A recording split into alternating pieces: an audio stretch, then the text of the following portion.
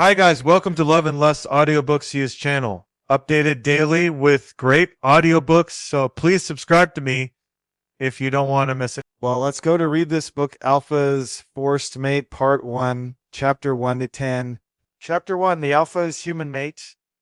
I never imagined my 18th birthday party to end with so much violence. The police were here before the night was even over. Someone that had been stalking me for a few months had finally acted and had set my stepfather's car on fire, and though the fire had been put out, he looked at me now with a vengeance. I had managed to run away into the forest before he could get to me, but it was just a temporary escape. I would have to go home sooner or later.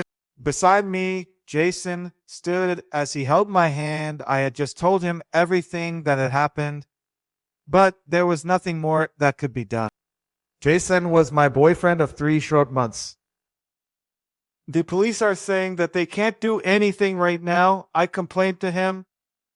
They can put a police car outside for maybe a few days, but that's it. Jason growled, and I could see his canines had lengthened just a little, and he took a single step forward. But before he could do anything, I put my hand on his chest. I could feel his heart beating beneath my hand. There's nothing more we can do here, I told him simply. I need to leave. That's the only way out of this mess. It wouldn't be easy, but I would have to start somewhere. There was no telling how violent my stepfather was willing to get, and there was no telling what whoever was stalking me would do. I just need to leave, I said again, sure of myself this time. You can't come to my pack, Jason said quickly. I'll ask for permission. It won't be easy, but we can try. I wasn't sure how safe I would be in a werewolf pack. I was human after all, but there were so little options available to me right now. I don't know, I told him, but even as I spoke, I realized that my options were limited. There was only so much that I could do to help myself right now, but I know that I have to leave. I can't stay here. And the longer I thought about it, the clearer my stepfather's face became in my mind. And I knew that I couldn't go back. He had a temper on a good day, threw things on a bad one. There was just no way that I could go back. His precious car had been set on fire. Then you have to come with me, he said, his voice firmer this time. I can't let you leave. I can't let you just disappear. You're my mate. The pack has allowances for a human to be brought into the pack if they're mated to a werewolf. No one is expected to give up their mate. I wasn't sure if I wanted to live in the werewolf world, though. There were so many rules that Jason had already explained to me, and so many more that he still hadn't. I couldn't imagine that it would be better than what I had right now. No, I shook my head. Anything would be better than what I had right now. The werewolf world is harsh, I told him, and do you really think that they would allow me to come into the pack? Jason thought about it for a moment. Yes, he said, eventually we were always going to get to this scenario. We would have had to live together eventually.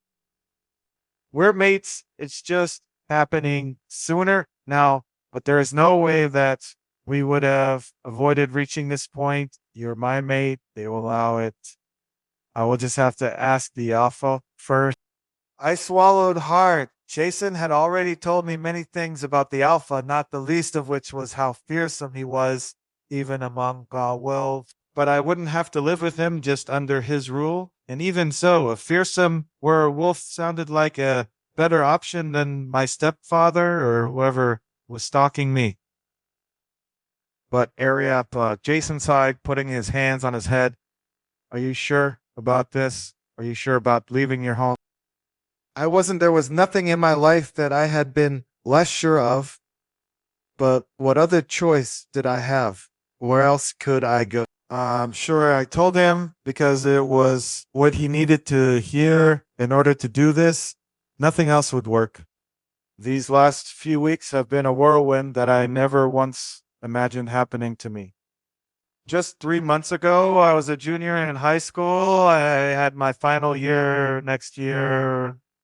I was going to graduate. I was going to go to college, and those were the only things that I had on my mind. High school graduation, and then college in the fall. I was set on becoming a paramedic. And then I met Jason, and my whole world turned upside down. Jason was a werewolf, and just 3 weeks into talking, he told me that we were fated mates. I had no idea what he meant, and I honestly scoffed at the idea. And then he took me to the forest and transformed in front of me. And then I believed everything that he told me. He had explained that werewolves came with fated mates, and that's once we were mated beneath the full moon, our lives would be forever intertwined. But there was nothing and no way that we could ever be parted of that. In the beginning, I felt very overwhelmed, but I understood that he needed me to get on board quickly. So I tried my best. I wasn't a werewolf. I was just a normal human, and there was no way that I could become a werewolf. All the stories were wrong. There was no way for a human to become a werewolf. Vampires. Jason had told me were a completely different story. Vampires were turned, but werewolves were born, not bitten. So because there was no way for me to become a werewolf, Jason needed permission from the alpha, the leader of his pack, to bring me into it. He was sure that he was going to get it to him. You can stay with me tonight, Jason told me, and tomorrow morning, we'll set out for the pack land. There was nothing for me to even consider. I couldn't go back home, not even to get my things. I was going to have to go just like this. Run away. We went to his apartment and sleep came hard that night, but eventually it did come. And the next morning, before the sun was even up, we were headed to the pack territory under the cover of darkness. It was a long drive to the pack territory. That was another thing that Jason had explained. The packs had designated territory, but the wolves were free to come and go as they wanted. The only absolute law was that when the alpha called them back, they had to go. It wasn't often used, though Jason said that he had only ever been called once before. The drive took a bit of time, but it wasn't more than 2 hours. And then we were deep into the forest. Stay close by my side. Jason told me once we had driven as far as we could. Ordinarily, we don't go this far as human. The guard wolves will be watching us carefully. If you had been here on your own, they would have killed you without a second thought already. Can they see us? I asked him, trying to peer into the trees to see what I could. Long ago, he assured me, and they can hear us, so stay close to me, and they shouldn't harm you. I swallowed. Are they just gonna let us through? I asked, aware that the wolves could hear us. No, Jason said, shaking his head, because you are with me, they will allow me to take you through, but they'll escort us all the way. Our pack has very strict rules for dealing with humans, but they won't kill you outright because I'm here. They won't kill me outright. That wasn't a very comforting thought, but I knew that I was too far in to turn away now. We got out of the car and continued the rest of the way on foot. We had been walking for 5 minutes in silence and still no wolves appeared. I almost thought that they would stay hidden in the shadows the entire way there. And then I saw them. They walked with us right until we reached the houses, and my jaw dropped seeing the place. It was like a village all on its own. Jason and the wolves walked us quickly through, and soon we came to a big building, bigger than anything else. The man inside will be Jackson, Jason explained to me, but let me talk. I had no plans on negotiating with werewolves. We walked inside, and not even Jason was given a chance to speak. Why have you brought a human into our pack? The man Jackson demanded. Jackson didn't sound like the alpha, but he didn't look like him either. He looked just a little bit bigger than Jason, but not by much. "She's my mate," Jason said softly, his head a little bowed. His voice sounded different here. It sounded softer almost. Maybe I was imagining things though, but compared to Jason's voice sounded almost weaker. I gripped onto his hand tightly, but I didn't feel the strength back, and I felt the first prickling of doubt come into me. Was I really going to do this? Did I really want to do this for him? I could have just stuck to my original plan. I could still have just left, gone somewhere, anywhere. Really, I didn't have to come here with him. But here I was already, and it was too late to turn back now, no matter what reservations I would have. The door behind us banged open just then, and I felt the wind rush through into the building. And I felt something else, something I couldn't describe. Awakening because a voice spoke inside of me. It sounded like mine, but it also didn't. I could never be sure of my own thoughts, so I wanted to see who was behind me, but I didn't dare turn around. Something inside of me told me that it just wouldn't be a good idea. "No, she isn't," another voice called out, his voice booming a little like the timbre that Jason said would be in the voice of the alpha. "She's mine." Chapter 2. Bound in Time. I turned slowly to the wolf that had just spoken. There was still a part of me that didn't want to, that knew that I shouldn't. A part of me was screaming at me to just leave right now while I still had the choice. But a deeper part of myself knew that I had no more choice. I had lost it the moment I crossed onto this packed territory. And I now belonged to the wolves. It was a little strange to me to think of them as wolves, but I wanted to keep reminding myself of that fact. I never wanted to forget it. I never wanted to become complacent. These were dangerous beings that I was around. The wolf that had just spoken had bright red eyes, and they were focused intently on me. He was looking me over both like his life depended on it, and like he couldn't be more disappointed by what he was seeing.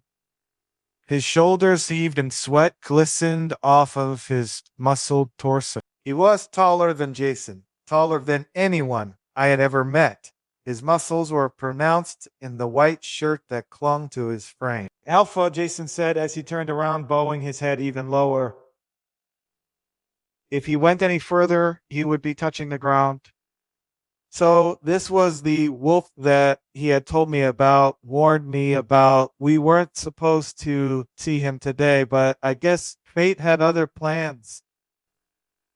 I've never been sure if I believed in anything like that, but since meeting Jason, I had learned to suspend my disbelief. If werewolves existed, then there really was no telling what else could exist. Jason had been a surprise to me, both the man and the wolf, but I had thought that I knew him well enough to know what I was doing with him. I glanced at him out of the corner of my eye. His head was low, and there was an almost terrified look on his face. I let go of his arm. I was already having doubts before this, and I felt them only strengthen that. He had promised me that this would be easy. He had promised me that he would protect me, that I was his fated mate. "Is she your fated mate?" The wolf with the red eyes, the alpha, demanded from Jason. His voice sounded strange, though. Jason had told me that there would be a timbre in it, but this sounded like a very weird tinge. It sounded like there was so much more than just another timbre to it. Jason took a long time before he answered, and he seemed like he was struggling to answer.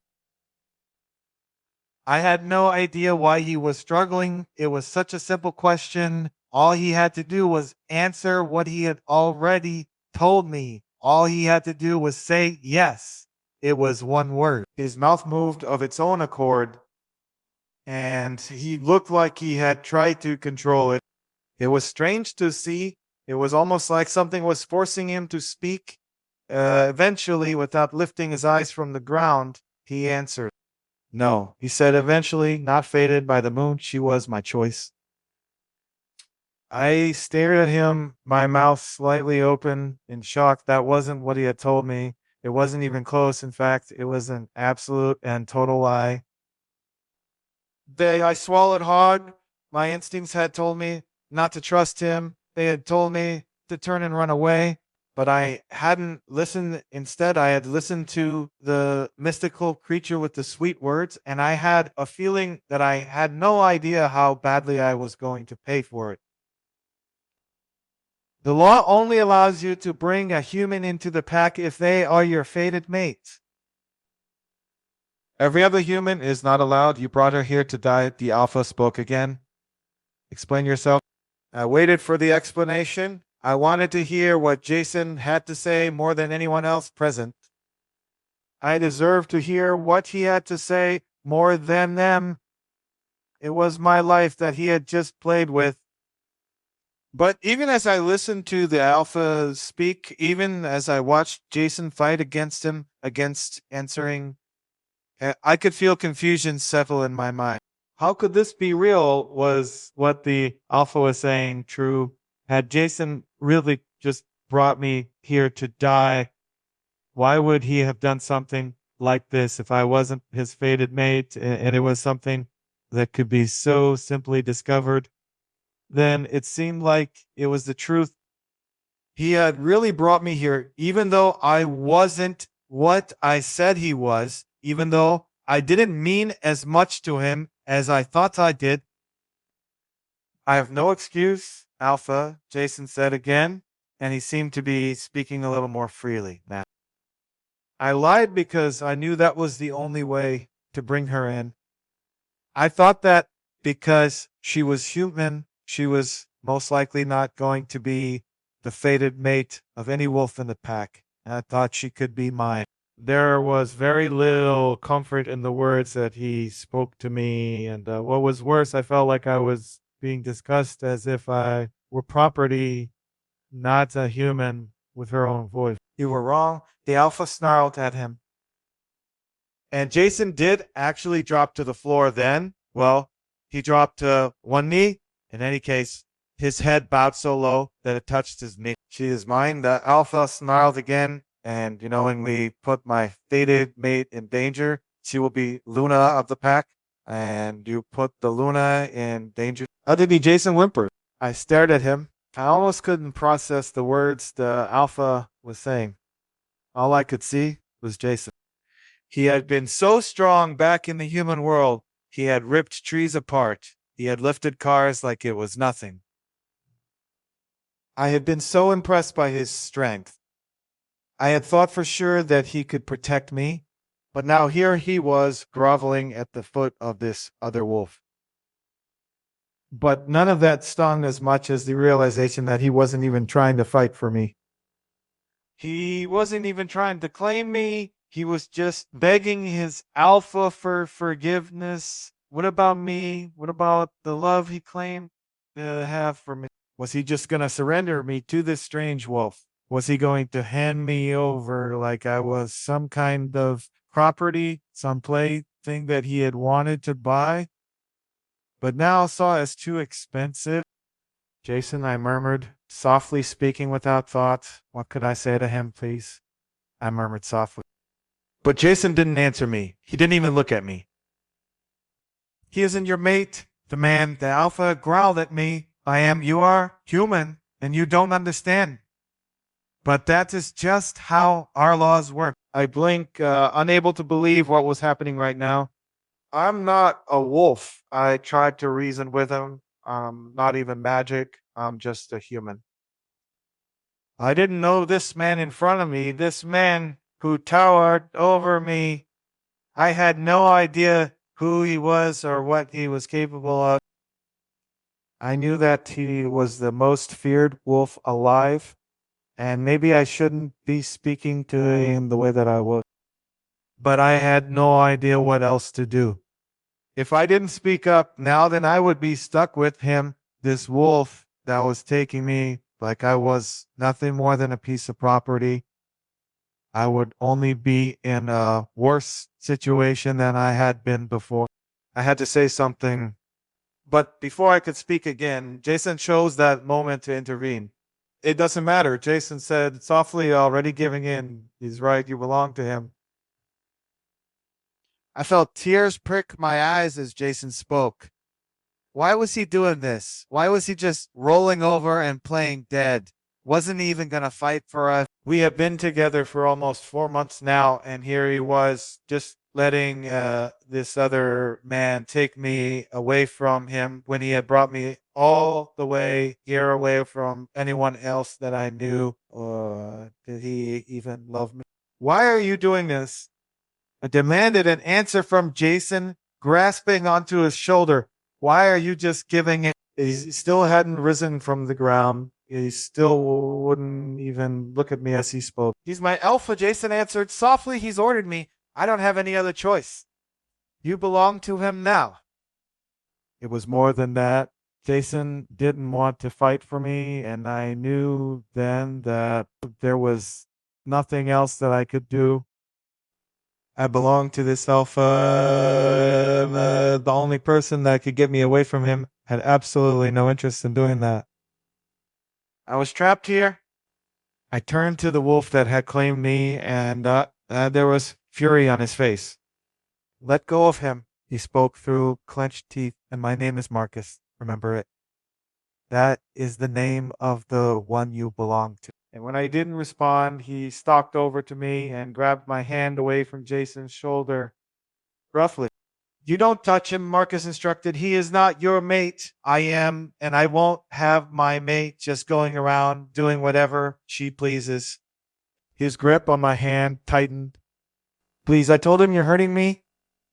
I expected him to let go. He didn't. He held on for longer. Do you understand? He asked me again. What was he talking about? My wrist was really starting to hurt then, and it was making thinking just a little bit hard. It's hard. I struggled to speak. It hurts. I whimpered. I felt like he was going to snap it. Say you understand, Marcus instructed again. I understand, I screamed, willing to say anything to make the pain stop. Marcus held on for a moment longer and then let go. I grasped my wrist gingerly. These wolves will be your guard, he said to me, casually waving to 3 wolves behind him. You will be kept under careful watch, and you should know it isn't just them.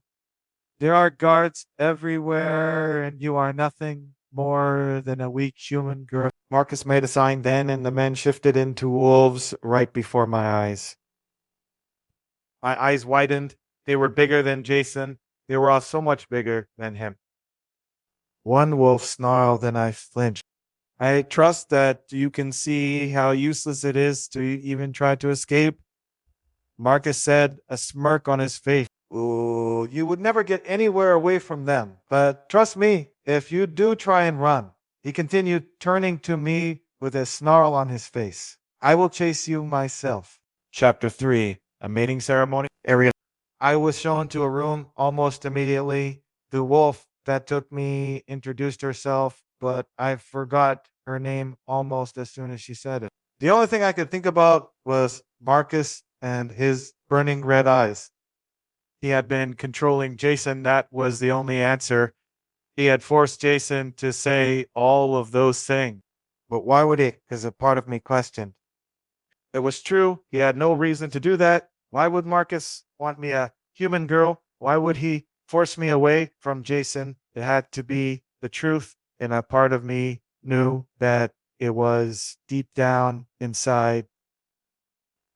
But I didn't want to accept what had happened. I didn't want to accept that this was my life now and what I had to deal with. The wolf left me alone in the room, and it was clear that I was taken to a room that already belonged to someone.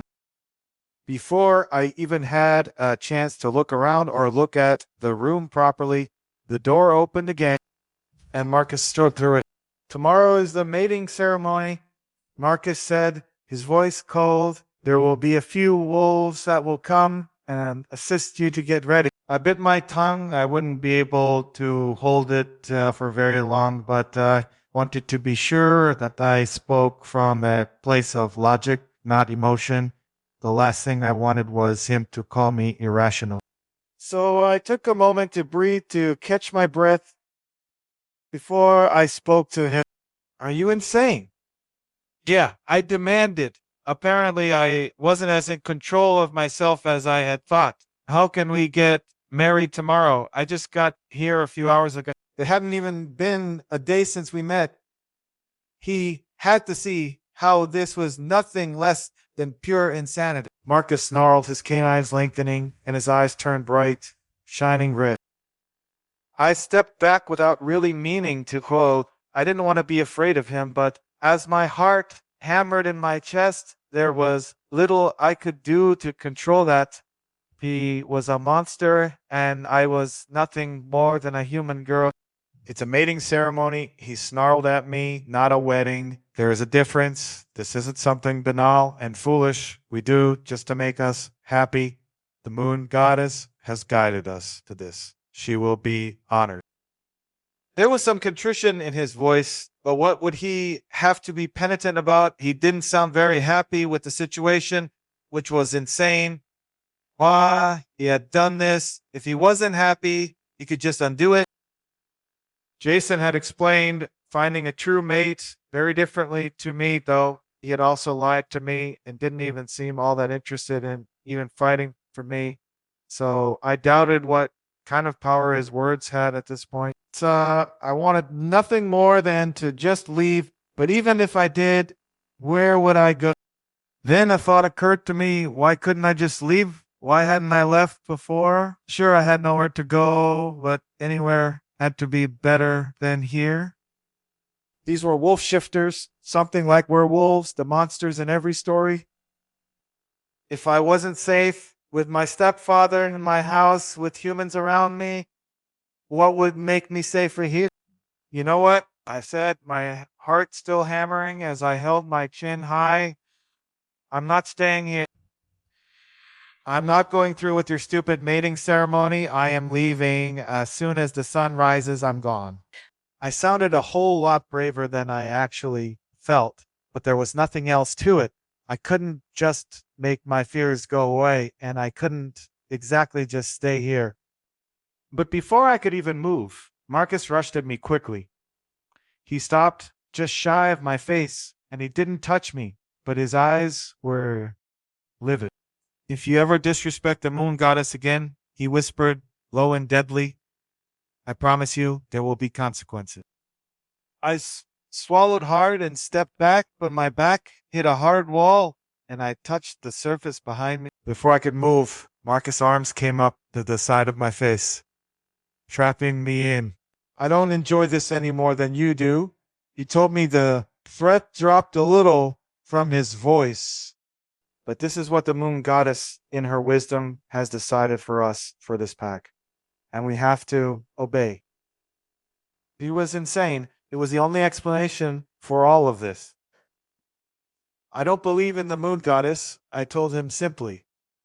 I didn't want to offend him, especially not like this. But I wanted him to understand that this was all gibberish to me. I wasn't a wolf shifter. This wasn't who I was. I had nothing to do with their faith, and I wanted nothing to do with it. Your belief doesn't determine reality, Marcus snapped. And then, without waiting for a single word, he turned and left, slamming the door shut behind him. I wasn't sure how long I'd stared at the shut door before I finally turned away from it into the rest of the room. I didn't have the energy to do anything other than just collapse on the bed. The tears came of their own accord, and I fell asleep still crying. The next morning, I was wearing the most beautiful white dress I had ever seen. The lace was intricate, and it covered all over my arm. It was soft as petals over my skin, and it was clear that hours of labor went into creating it. I couldn't hate it more. I was a prisoner here. There wasn't anything else that I could do about it. There were literally wolves bigger than bears patrolling the area, creatures that ran faster than anything else imaginable. There was no way for me to escape. I wanted to tear at the lace that covered me, but there was no doubt in my mind that I would have to face severe consequences if I did that. Marcus was an alpha that looked like he had very little patience for insubordination, especially not from his mates. I sighed. My dark brown hair had been styled into loose, soft curls that hung all over my face. I hadn't asked any questions as the wolves worked on me. I had woken up to them in my room and everything had just gone from there. The whole preparation took several hours. I was bathed, perfumed, and prepared. I would even say that I was groomed to look someone specific. When I realized it was beginning to get dark, I stood ready in my gown as someone came to walk me to the place where I would give my life to Marcus. My name is Liana, the wolf said gently.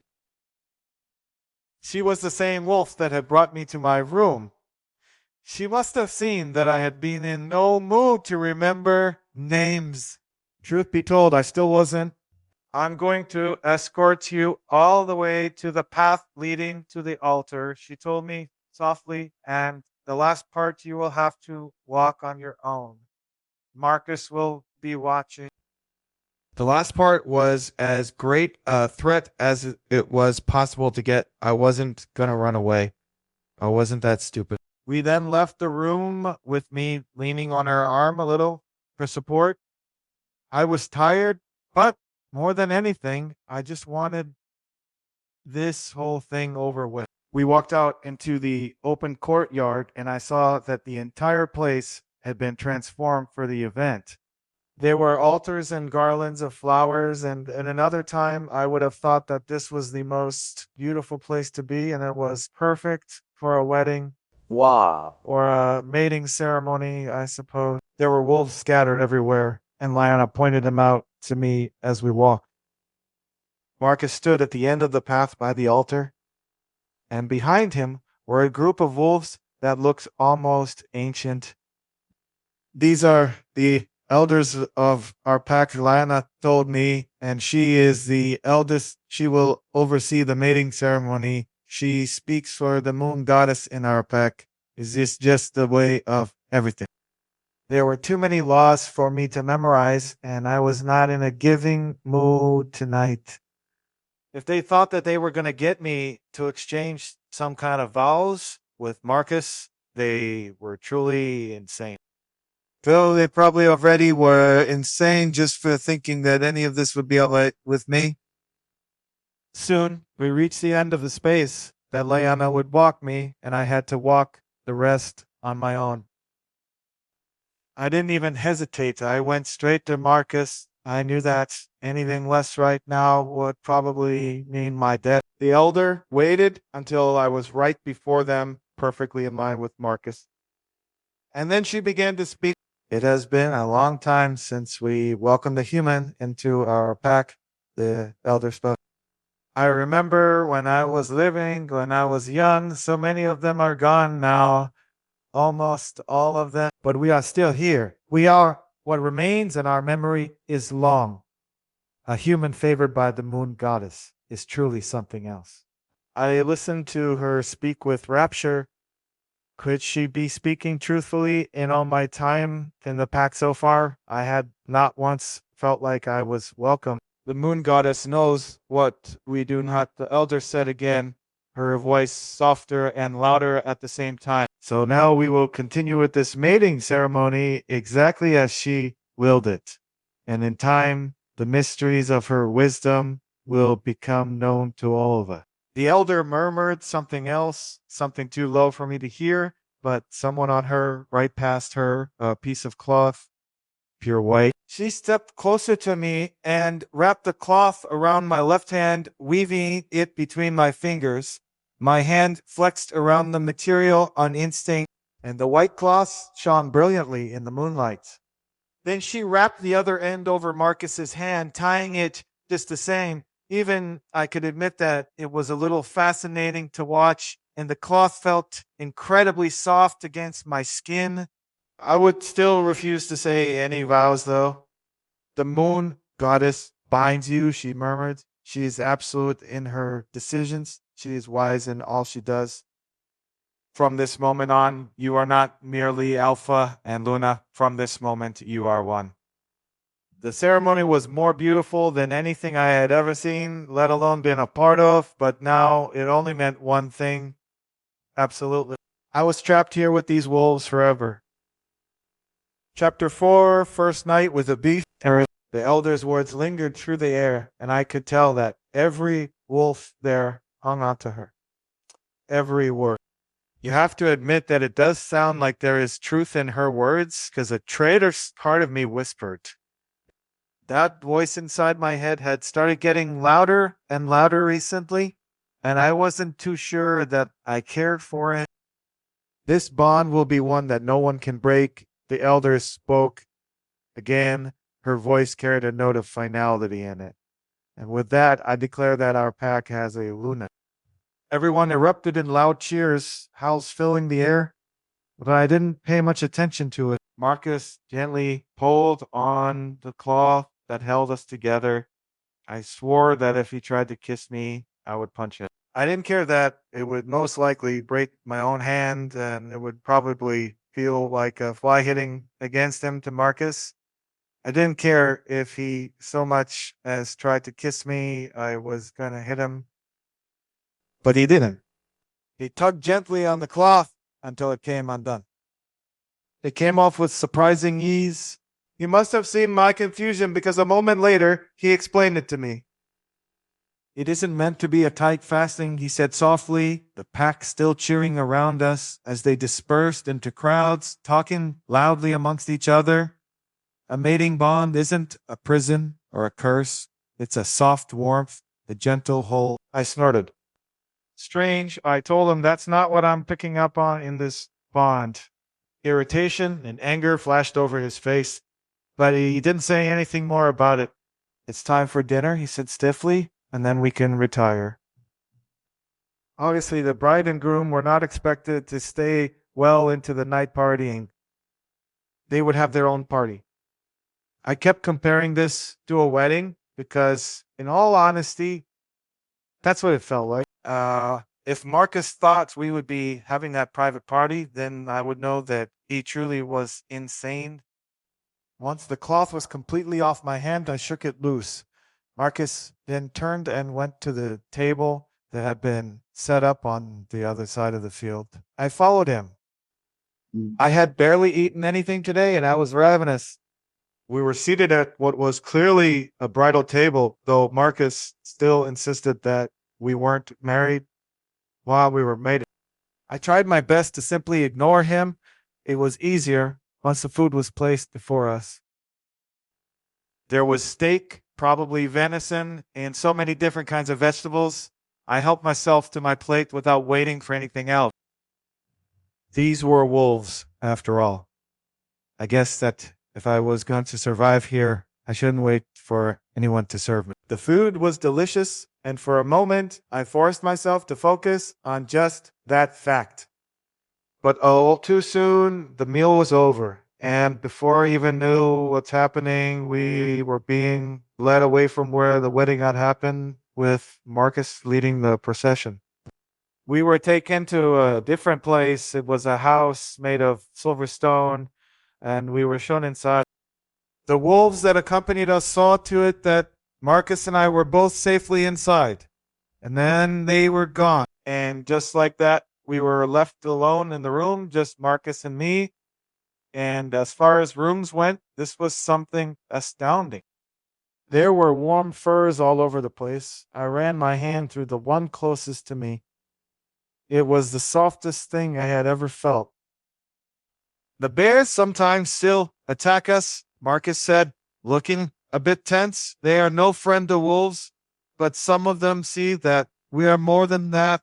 Some do not. He seemed a little on edge, more so after the elder had spoken. Her words had been confusing, to say the least. But I wasn't the least bit bothered by them, I supposed, that for him. It was a bit of a different feeling. Her words maybe had a lot more meaning to him. But I honestly didn't care if he wanted to spend the night deciphering what they meant. He was more than welcome to. I wanted nothing more than to sleep, where I could pretend that all of this was nothing more than a nightmare, maybe even a fever-induced dream. And once I closed my eyes, maybe I would be able to see something better. I took off the heavy outer dress that I was wearing, keeping on the white slip beneath it, and I got into bed facing away from Marcus. After a moment, I felt the bed dip, and I turned to him sharply. "What do you think you're doing?" I demanded. Marcus raised an eyebrow, but got off the bed all the same. "I gave you my room last night because we were not yet mated," he said, folding his arms across his chest. "But this is my room now too, and we are mated that will be sleeping in here on this bed." I got off the bed easily. That wasn't a problem to me at all. If he felt that strongly about the bed, then he could very well just have it. "Where are you going?" Marcus called to me, irritation in his voice. "You want the bed so badly." I told him, "You can have it. I'll sleep on the couch." "You will sleep on the bed with me?" He growled out at me, a snarl on the end of his words. That is an order. He really refused to understand things, didn't he? He just couldn't seem to grasp the fact that I just was not one of his wolves for him to order around like it was nothing. Maybe he had never been refused before, and this really was just something new to him. But if he thought that I was just gonna roll over, then he had another thing coming. The only reason I was still here was because it was physically impossible for me to leave. "If you think we're consummating this bond," I told him, my words coming in a rush, "you have another thing coming." A smile crossed over Marcus's face then, but it was a strange smile. "And what would you do if I forced you?" he murmured, his voice soft and low. "Would you fight me off?" He sauntered toward me as he spoke, slow and languid. I felt like he was taunting me.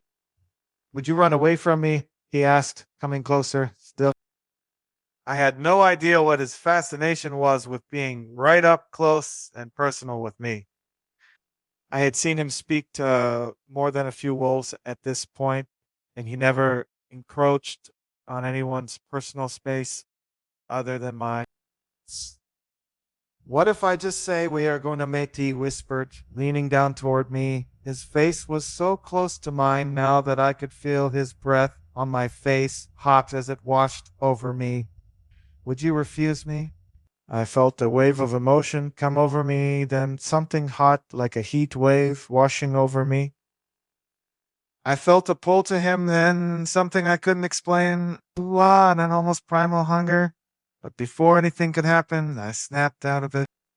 And I knew that he had done something to me or tried to at least stop it. I demanded, "Whatever you're doing, just stop." A look of irritation passed over his face, but he stepped back all the same. "I wouldn't be able to fight you." I answered him honestly. "I wouldn't be able to run away from you." I admitted my weakness without hesitation. I felt no shame at all. Why should I? I was born a human, and he was born a wolf shifter. Neither had anything to do with the other, and neither had been our choice. He was just stronger and faster than me, and that was all there was to it. Nothing more.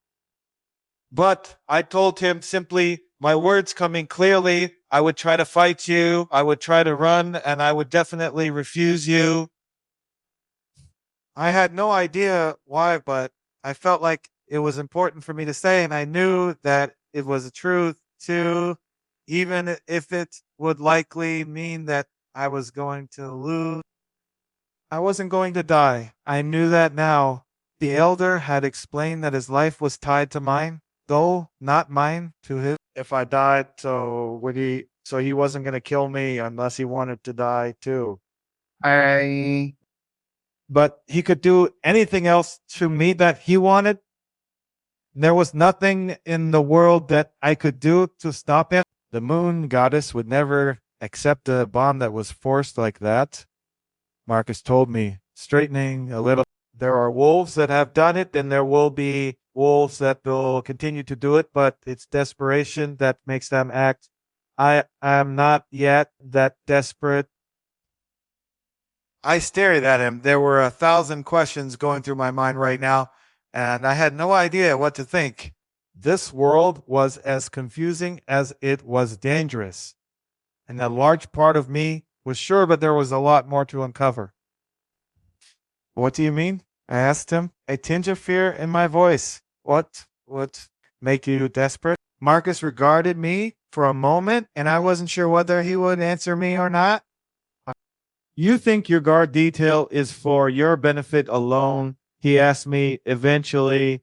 You really think that you just came into this world and you would be treated like royalty when you're not even a wolf? His words stung a little, but they presumed too much to really have any effect. I hadn't asked to be treated in any preferential way. I wanted to leave. He was doing this all of his own accord. If you ran, he told me simply, if you got any distance between us and my wolves didn't catch you immediately, I would give chase. I swallowed hard. I would have to hunt you. He said, my wolf would demand it and allow absolutely nothing less. I would lose myself as a human. I would become the wolf completely, and I would hunt you until I found you. And I would have no control of myself then. Make no mistake, he warned me clearly. I will do it. My life will not end because of you. I won't allow it. Chapter 5, an attack on the planet Earth. I would have to hunt you, he said. My wolf would demand it and allow absolutely nothing less. I would lose myself as a human. I would become the wolf completely, and I would hunt you until I found you. And I would have no control over myself. Then make no mistake, he warned me clearly, I will do it. My life will not end because of you. I won't allow it.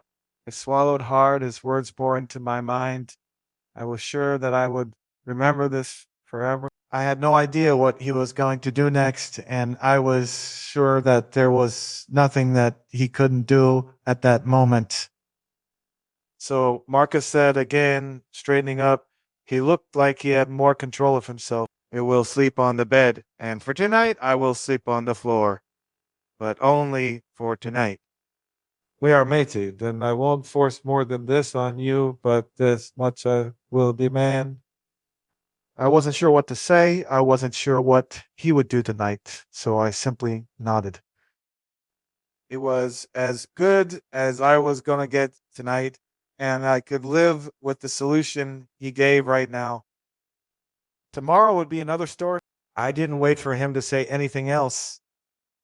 I was terrified that he would just change his mind. So I quickly turned away from him and lay down on the bed, pulling the covers over me. I didn't even bother changing, not that I would know where I could find anything. In any case, I had no idea where anything that I was supposed to use was. It was really the last of my concerns, but somehow it was the only thought that was on my mind as I drifted off to sleep. I had no dreams that night, nor any nightmares, but there was only one overarching thought that was on my mind. All through my sleep, the only thing I could see was a wolf in front of me. And even though I had never seen him shift, I just knew that it was Marcus. I awoke the next morning with a start. Marcus was moving quickly around the room, not caring for the amount of noise he made. I thought of saying something to him, but he noticed that I was awake before I had the chance. Get dressed, Marcus told me swiftly. There's another pack circling our territory. You're going to be escorted to a safer room in the center of our territory. I won't look weak to our enemies by allowing you to be hurt the first day we're mated. Well, wasn't that kind? I thought, Riley. I got out of bed nonetheless. I had come here preparing to live with wolves, but I had thought that things were more civilized than this. I hadn't expected to just walk into a war zone. I didn't want to just get dressed. I didn't want to go to another place. I didn't know. I just wanted to leave. I don't know where my clothes are, I told him flatly. Here, Marcus said, touching a single wardrobe door that looked like it was built into the wall. When this is over, I'll have someone come to show you where everything is. I don't want to be shown where everything is. I told him, folding my arms across my chest. I want your guard to escort me back to my home. Even if my stepfather was probably going to beat me for leaving, at least it would be a human hitting me and not a wolf tearing into me with claws. We really don't have time for this again, he said urgently. He spoke quickly and then he turned to the door. A moment later, it opened without warning and someone I didn't know yet strode through. There's been a breach at the border of the territory, a wolf said to Marcus, speaking quickly. It looks like a wolf from Frost, but I can't say for sure. Maybe a scout. Marcus cursed under his breath. Scan the area, Marcus ordered. They're looking for a way in and get the Luna to safety. No. Two wolves came into the room and stood behind me. I'm not done talking to you, I told them, my arms folded over my chest. Well, I'm done talking to you, Marcus yelled at me. This is your fault. Before you came here, no one would even have dared to challenge me like this. They see that I have a weak human for a mate. They think my power is slipping. This is all because of you. Then let it go, I told him with frustration. If I am such a problem, then just let me leave. I don't want to be here. Marcus snarled then, and without warning, turned and punched the wall right next to my head. You know very well that I can't do that. He growled at me, his face inches from mine. I could feel his hot breath on my face, but I didn't back down. I knew that it was nothing more than plain stupidity. But I just couldn't make myself stop. Why not? I demanded, my voice hot too. Why can't you just let me go? Marcus held my gaze, his eyes bored into mine like he was trying to force me to understand. But the truth was that I wasn't born a wolf. I just didn't understand. Because without you, Marcus answered me fiercely, I would die. I rolled my eyes. This again. How many times was he going to keep coming back to this one thing? We had been over this already. I understood the point. Yeah, I'm not talking about breaking the bond. I told him, my hands on my hips, just letting me leave. If I'm gone, then don't have to worry about other packs attacking you because of me. Marcus looked at me like I had just lost my head or grown another one. I wasn't sure which. You bear my scent, he stated angrily. And if I let you go now, any wolf with a half-decent nose would be able to track you. You think we live in packs like this? For fun, it has purpose and meaning. We are protected when we are together. We are weaker, divided. I ground my teeth together. I snarled at him. I'm not a wolf. Pained look crossed his face then. I know, he said. Believe me, I know that more than I know anything else in the world, but you are mated to one, and that is how you are going to have to live. I closed my eyes. Why were we still arguing over the same few things each and every time? Why couldn't we just move on already? I am not mated to you, I told him, and I knew I should let the subject go, but my stubbornness was part of me. But you are mated to me, even your elder said so. You are keeping me here against my will. And I'm not even bound to you. He expected me to just understand who and what he was without even being willing to hear even a modicum of what I was and what I needed. How was this fair? I don't have the time to be arguing with you about this, he told me, waving his hand. You refuse to understand pack laws and politics, and there's only so much I can explain to you.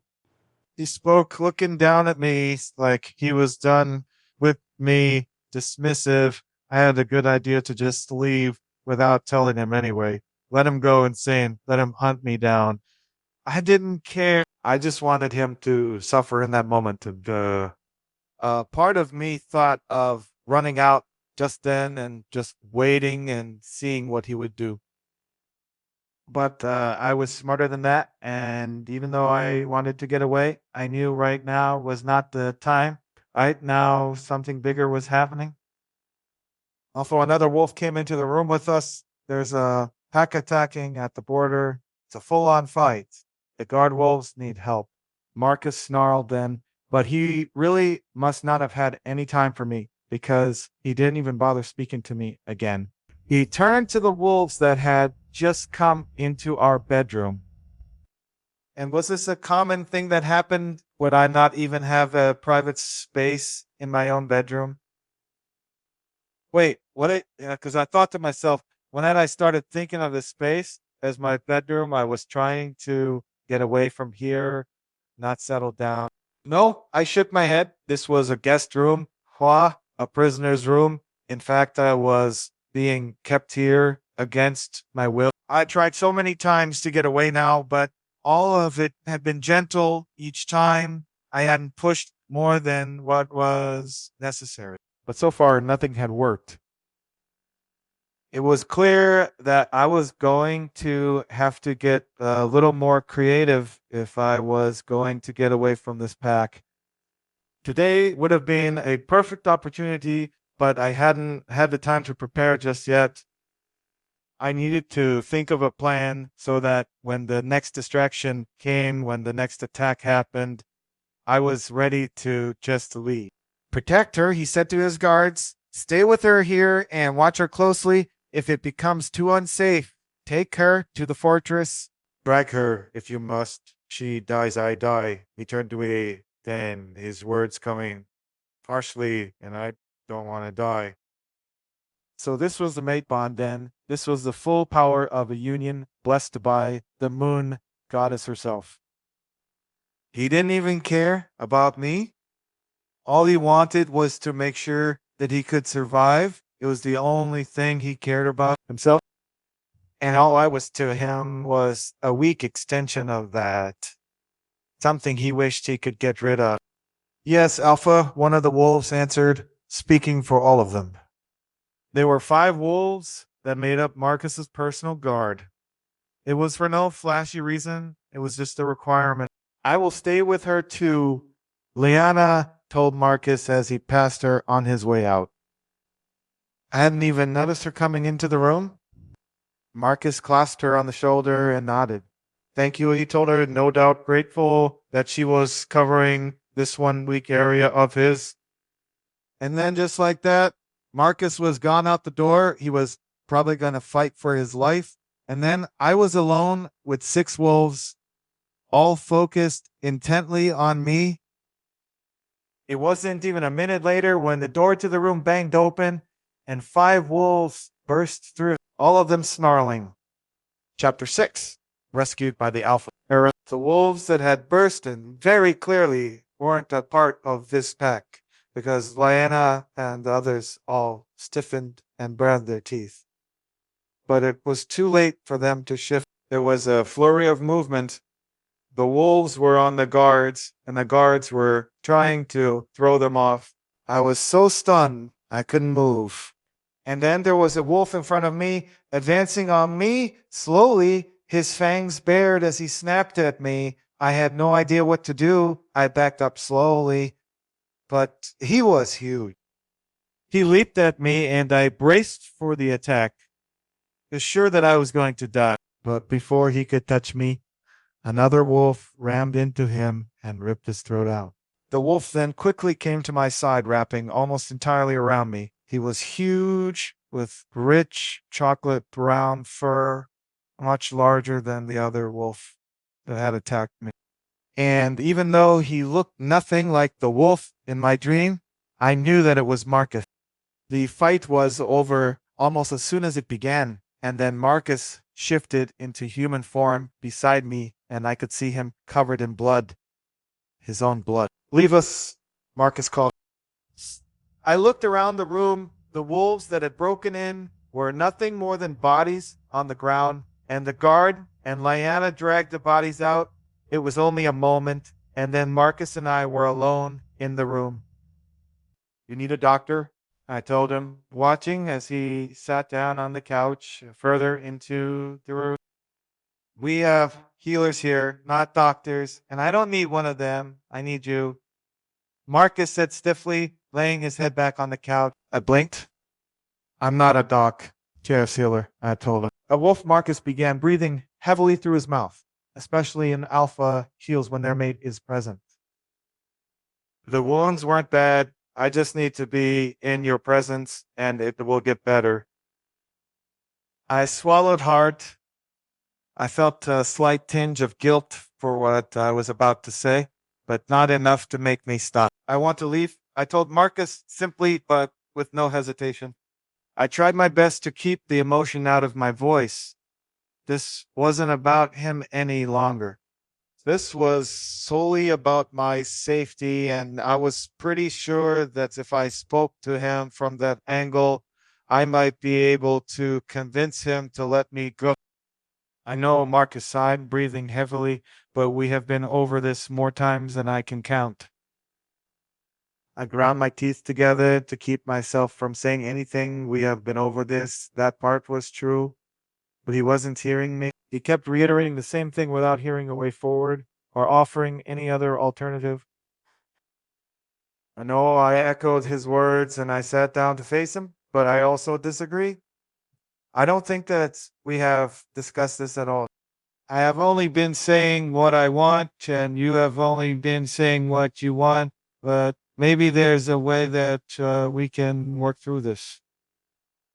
Marcus regarded me as I spoke, and I could see that he was trying to process what I was saying, and I could hear a difference in myself and my words too. I had been emotional before, and any reasonable wolf or human would have behaved the way Marcus had. It was necessary to just keep me close while I still worked through everything that was happening around me.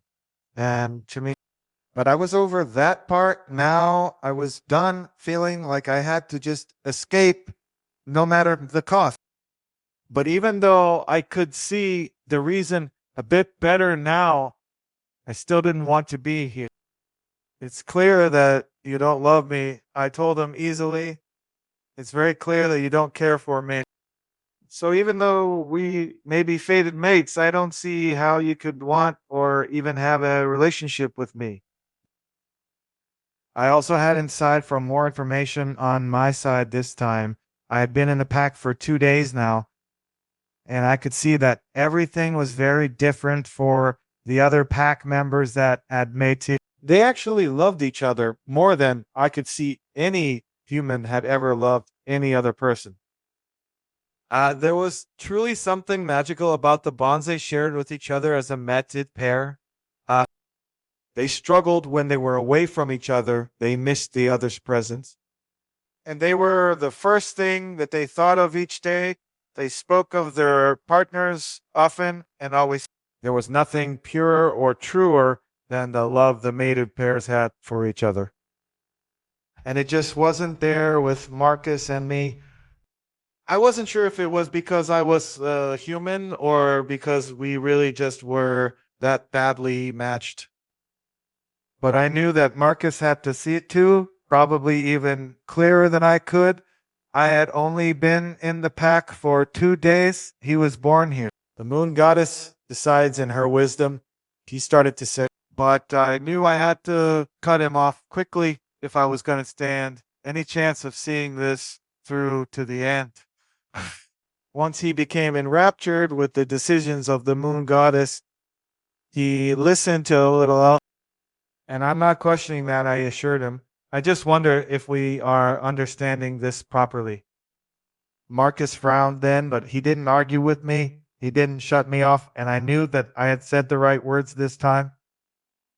Before, I had been so quick to jump at everything. I had told him that I didn't care at all about the moon goddess, and maybe that part was still true. But I couldn't very well just keep on insulting his way of living and his faith. I was never going to get anywhere with him that way. And at least like this, he seemed to be hearing me.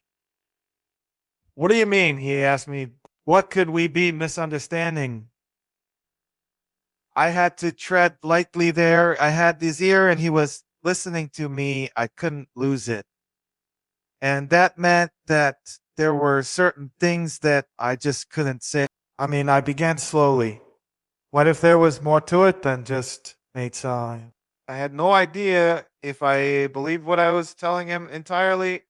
I hadn't grown up with the moon goddess watching over me, controlling if I shift or not, listening to the stories of her. But I had been introduced to his world, and I was seeing everything from a new perspective. And I wanted to honor that perspective. So while I wasn't sure if I myself believed what I was saying, I wanted to give it a chance. You see the other couples in your pack, I implored, opening my arms wide, and none of them are like this. They are happy, bound to each other. There is peace with them. There is no way that we have the same thing that they do.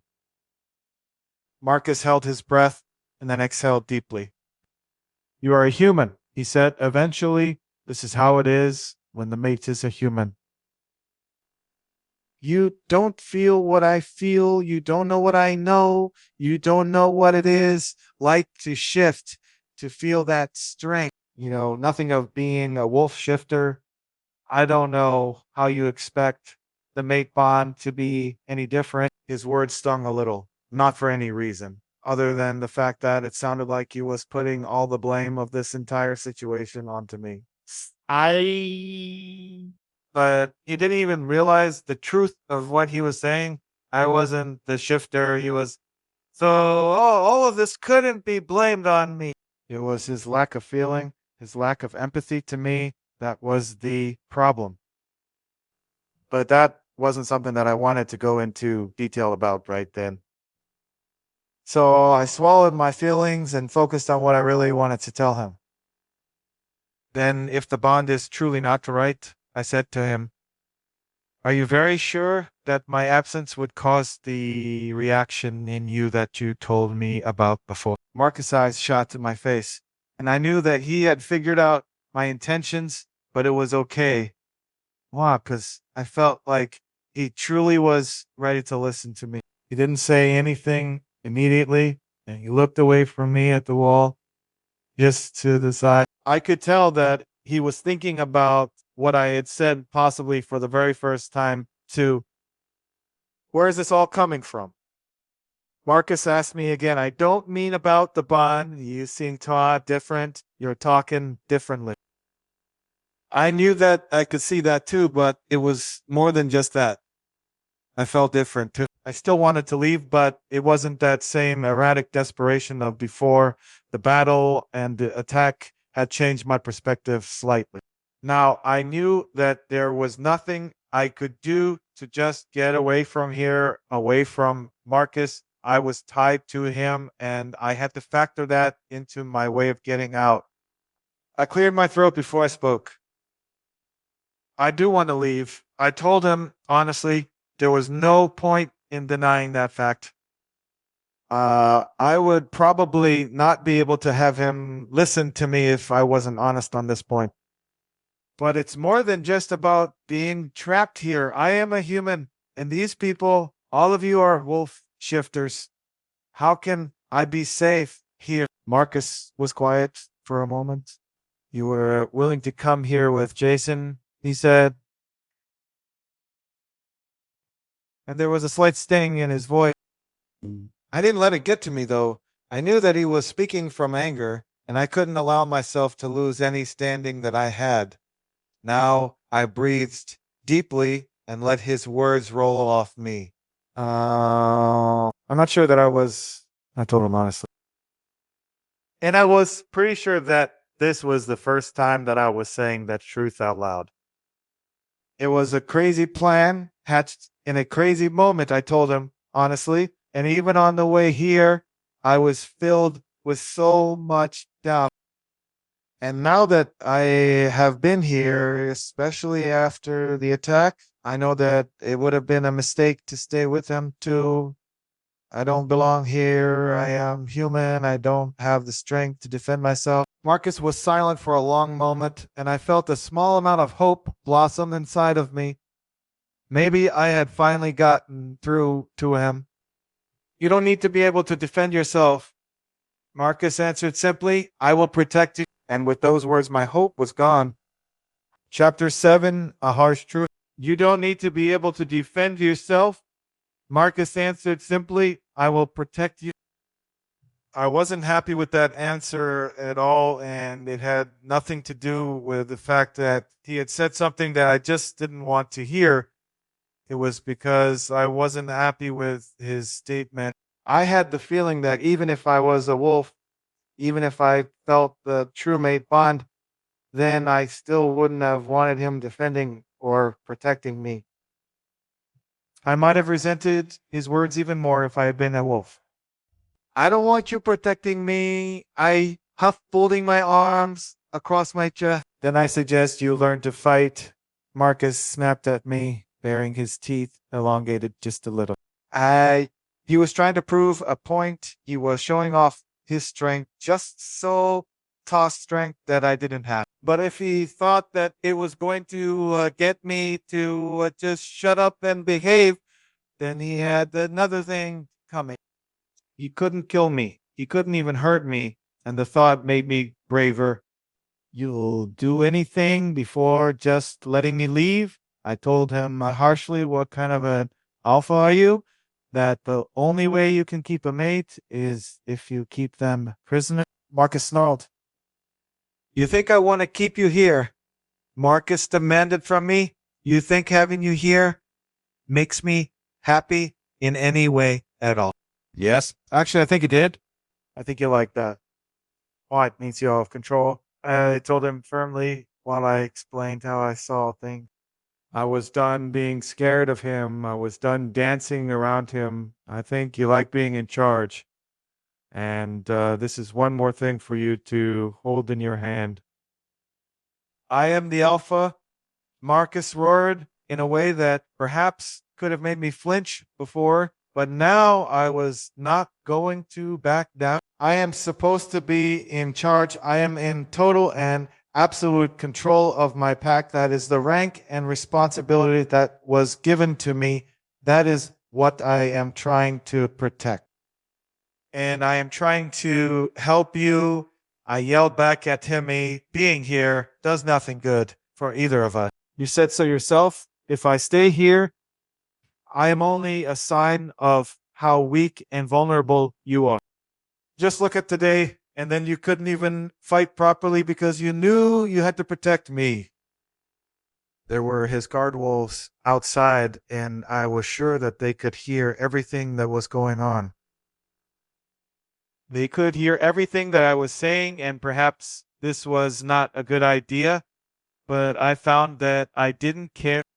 I didn't care what they thought of me, and I didn't care what they thought of their alpha. And I really didn't care how this made them feel about themselves and their pack. As far as I was concerned, they were all guilty of this. Any one of them could have helped me leave. Any one of them could have helped me escape, or they could even not help me. They could just look the other way while I got myself out of here. But no one would do that. They were blindly loyal to their alpha. Well, if that was how they wanted to live, then I was more than happy to accommodate them. You think I'm happy about this? Marcus asked me, and his next words struck a chord in me. I'm the alpha. I'm supposed to mate a Luna, not even a wolf. That's not where my standards are. What, a Luna? And you're just a human. Do you have any idea what this is doing to me and my pack? I've lost every standing, every ounce of respect gone because my mate is a weak human girl. I bit my tongue. Every word he said was true, and each one then stung like a whip across my face. I hadn't once considered what this was doing to him. You think I want to keep you here just so I can have another plaything under my control. Marcus asked again. This time, his voice was a bit louder. You're not worth that cost. You are a danger to me. Your existence is a danger to me. If I had had a wolf mate, I would have known that they could protect themselves. I would have known that they were safer than a weak human if my mate had been a Luna. His voice lowered, then a soft, almost wishful tone in his voice. She would have been powerful and unstoppable. She would have been an asset to this pack. But I didn't even get a wolf, let alone a Luna. I got you, and I have to make the best of it. I had thought that he was just keeping me here out of control. I had never once thought that he didn't want me here just as much as I didn't want to be. If I could let you go, Marcus said again, his voice calmer and more at the level that I'd gotten used to it being at. If I could let you just leave here, I would have done it in a heartbeat the moment Jason brought you in. If you had been his true mate, I would have exiled you both, a human. He punctuated his sentence with pause is a danger in more ways than one. I bit my tongue. I had no idea what else to say. I was as worthless as he said, but now I was only stuck here. There was nothing that I could do that would make any of this easier. There was nothing I could do to escape. I glanced up at his face and I could see that he had a bit better control of himself. You don't know what I would do to keep this pack safe, he said again. And that includes just letting you leave. But I can't do that because my life is tied to yours and the pack is tied to my life. So I would appreciate it if you could think about more than just yourself for a minute, if you can manage that. I felt shame burn through me at his words. I had never been a selfish person. I had always thought of others, always been careful and considerate, but not here and not to the pack. I wondered how I had become this person, how I had become so focused on my own life that I hadn't even once thought of everyone around me. They weren't my family or friends or even people that I knew, but they were innocent, and I was putting all of them in danger. Marcus then shook his head and walked past me, heading out the door, heat radiating from him. It made me shiver. I die without you, Marcus called one last time, and I turned to him, and then the pack falls apart. You are human, and you are weak, but you are Luna. None of us asks for what the moon goddess provides. It is our responsibility. I waited for him to say more, and it looked like he had a lot more to say to me. But he just shook his head and left the room. I collapsed on the bed next to me, feeling a new weight fall on my shoulders. I wish that he had screamed more at me. I wish that he had snarled in that way he always does. Before I could let my thoughts get away with me, there was a knock on the door. I had no energy for visitors. I didn't feel in any way inclined to even respond to the person at the door. But I didn't have to in a moment, even without me calling for them. The door opened. I didn't have the energy to look up, but I forced myself to. It might be Marcus coming back in, or it might be someone else entirely. It might even be Jason. It wasn't Jason. I pushed myself up off the bed to see Liana staring at me on the bed. For a moment, I just held her gaze. I didn't turn away from her. I didn't flinch. But neither did she. She looked a lot different than she had just a few hours ago. She looked angry and infuriated. It wasn't my fault that Marcus left her on babysitting duty.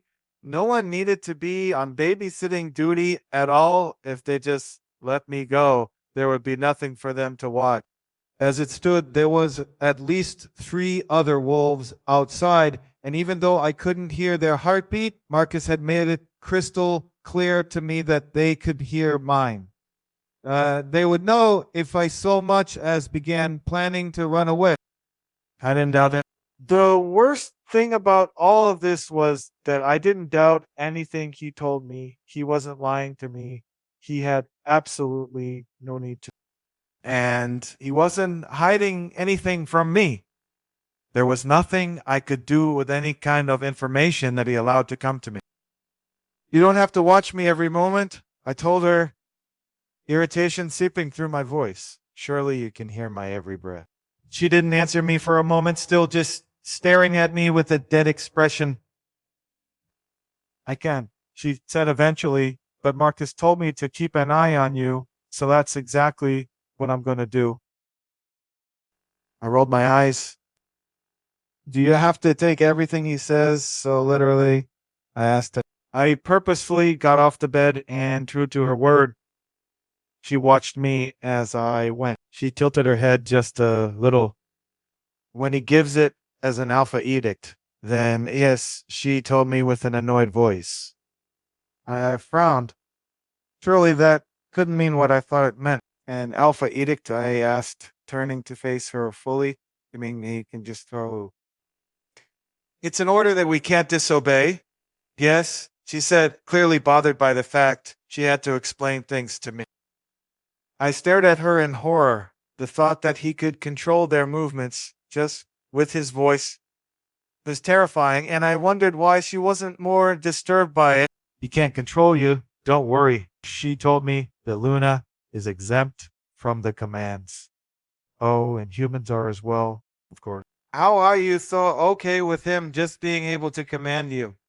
I asked her, surely this couldn't be acceptable because he is a worthy alpha to obey. Lina said, you're so stuck in your own world, you don't even realize what things are like for us wolf shifters. But Marcus keeps us safe, he protects us, and he is worthy of being followed to the letter. It was the first time that I had even thought to listen to her words. She may have been right. Chapter 8, and Olive Branch. Almost immediately, she made me change my mind. He isn't wrong. Lana said to me, obviously defending Marcus's statements in our argument. My brother is cold and harsh, but he isn't wrong. We were attacked today because of you. This our alpha is rumored to be mated to a weak human girl who only berates him and destroys the pact from within. She had obviously been listening to everything outside the door, and she had her own thoughts about the exchange, and she clearly wasn't going to hold back from sharing them with me, but really didn't want to hear it. I felt anger flare up in me. I hadn't meant to come here. Jason had insisted. I wouldn't claim responsibility for something I hadn't done, but I saw the injured wolves in my mind, the ones laying on the ground of the room I had been in. And before I could answer, my words changed. I didn't do this. I said gently. I knew that they would have given their lives to protect me because that was the worth of a Luna to them. That was the worth of their alpha's mate. But it really wasn't my fault that any of these things were happening. I didn't do anything. No, Lyanna said again, shaking her head. You didn't mean to do this, but you did do this. And then her words registered to me. He's your brother. I asked her, a little curious. I hadn't known that. Not that I had cared all that much. It just seemed odd that something like that hadn't come up before. No, Lyanna said again, shaking her head. You didn't ask. You didn't even notice. I was a little taken aback by her words and the tone with which she delivered them. She had been so cordial to me while I was imprisoned here, but I suppose that every jailer had their appointed end time. Her tone now was decidedly colder, and I wondered briefly if the friendliness had all been an act before. I'm sorry I can't just send things like you guys. I have. It wasn't just Marcus that expected so much from me. It was the entire pack. They looked at me like I was supposed to be more than I was, like they wanted more than me. But there was honestly nothing that I could do about that. Don't you all look alike? She asked me, raising an eyebrow gently. I wasn't aware that humans couldn't even tell when people were related. I felt a hot flash of embarrassment. She was right. They did look alike. I really just hadn't been paying attention at all. I swallowed hard. There was nothing more that I could say in answer, but there was nothing that I wanted to say either. Her words made me stop and think. It was easy for me to focus on the fact that I wasn't a wolf. After all, it was the one thing that had been pointed out to me again and again. But that wasn't all there was to the story. How much of myself had I overlooked simply because I wasn't a wolf? I shook my head. I wasn't useless, even though I was just a weak human, not a wolf. There were some abilities that came with being human as well. Maybe not super strength or a wolf form, but it wasn't that I was useless.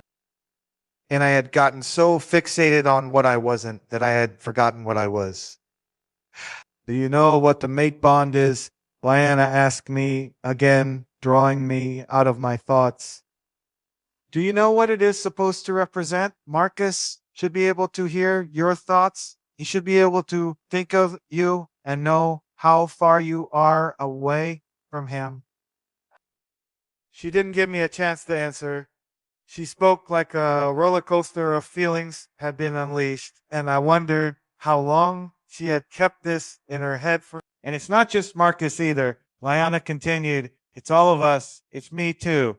I should look at you and see my brother. There should be no difference to me between the two of you, but now, when I look at you, all I see is a person trying to destroy him, trying to destroy the pack from the inside out. I swallowed. That's not.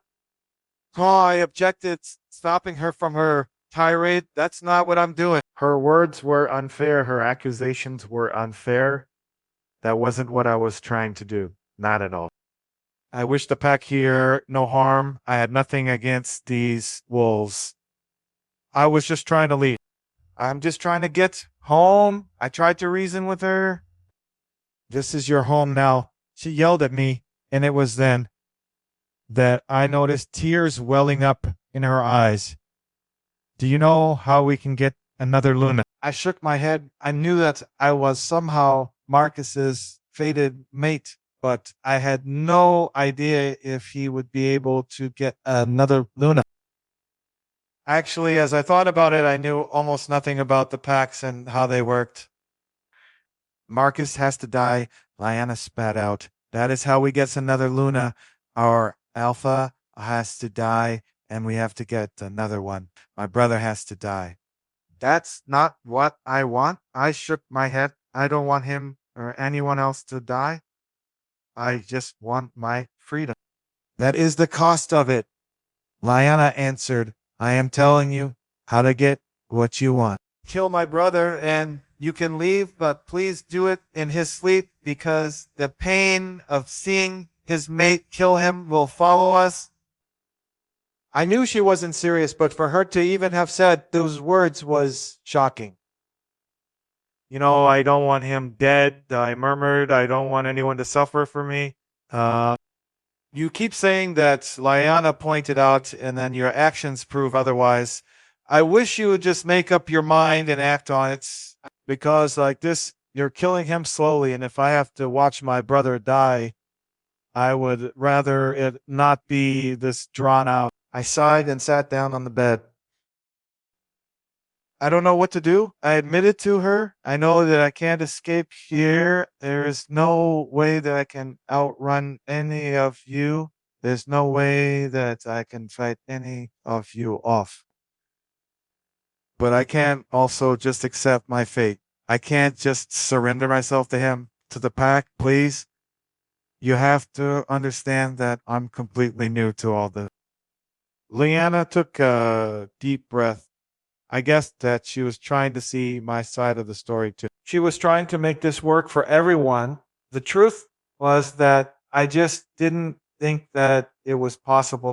The pack has really suffered since you've come here, Lyanna said, this time gently. The other packs think that we've gotten weaker. They're poaching from the borders of our territory. Marcus sent wolves to repel them, and another pack attacked at the same moment and almost got right through our defenses. Fine, and almost got right to you. That was the attack that had just happened. And it isn't just that either, Lyanna said. Again, there is dissension in the pack's hierarchy. Even Marcus's beta is struggling. Some are pushing him to become alpha. Some are trying to kill him. Swallowed hard. This is what this is, Lana said. Again, life and death. That's what we're dealing with here. Come on, wolves that are going to die. The wolf packs meet every 5 years to renew the peace accords. They're supposed to this year. But now there's a genuine concern that they won't this year because they know we're weaker. If they want a legitimate reason to attack and claim Marcus's territory, they will have to do so now. I stared at her. I had no idea that the packs were this complicated or this civilized. You are our Luna, Ariola, Leana said again, whatever that means for you. I don't know. But this is what it means for us. We are tied to you even if you are human. Marcus is the best alpha we have had in eon. Our pack is stronger than ever under his rule. We can't lose him. But now everything is threatening to fall apart because he has you as his mate. I had no idea what to say to her, but I could understand at that moment how my obsession with trying to get away, trying to get back to my old life, must have seemed so meaningless and trivial to them. They were fighting for their survival, and I was just trying to run away from the forest. We haven't treated you terribly, Lina said, indicating to the tray of food that had been brought in for me. But she didn't have to point that out. I'd never argued that they were treating me badly. I always had food. The clothing that they had given me here was 1,000 times better than anything I had ever worn. The room that I was given to sleep in was no prison. I had nothing to say to Lyanna. There just was no way for me to defend myself to her. I had done everything that she was accusing me of. I just hadn't been aware of it. Or maybe I didn't know anymore. Could I really say that I was just trying to save myself when I was in no immediate danger and I was actually putting others at risk with my actions? Could I still be the victim then? All I ask is that you consider this about more than just your own life, she murmured. And then, without saying anything else, she turned to the door. Liana left, and how she could do it was the least of my worries right then. Had I really been so selfish that I was ready to condemn an entire pack to die? That night, as I got ready for bed, I glanced at the white nightdress hanging in the closet. It was mine, or it was reserved for the Luna, at least. One of the wolves had told me that on my first night here, it was a nightgown, but it was the most beautiful nightgown I had ever seen. The Luna sleep wasn't just sleeping. I knew so much more about it now than I had that night.